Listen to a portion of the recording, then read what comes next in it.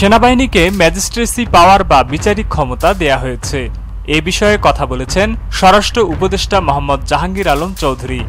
তিনি বলেন, জনগণের সুবিধার জন্য এমন সিদ্ধান্ত নেওয়া হয়েছে। উপদেষ্টা বলেন, সেনাবাহিনী অনেকদিন ধরে মাঠে থেকে জনগণের সেবায় কাজ করে যাচ্ছে। জনসেবা ও আইনশৃঙ্খলা রক্ষার স্বার্থেই তাদের ম্যাজিস্ট্রেসি ক্ষমতা দেয়া হয়েছে।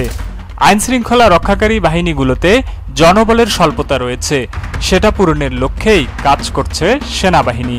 তিনি আরও বলেন, ৫ আগস্টের ঘটনার পর যেসব পুলিশ সদস্য এখন পর্যন্ত কর্মস্থলে যোগদান করেননি, লুকিয়ে রয়েছেন, তাদের আর যোগদান করতে দেয়া হবে না। তাদের বিরুদ্ধে ডিসিপ্লিনারি অ্যাকশন নেওয়া হবে। এখনও কাজে যোগ দেয়নি এমন পুলিশের সংখ্যা খুবই নগণ্য। আমরা তাদের ব্যাপারে তথ্য অনুসন্ধান করছি।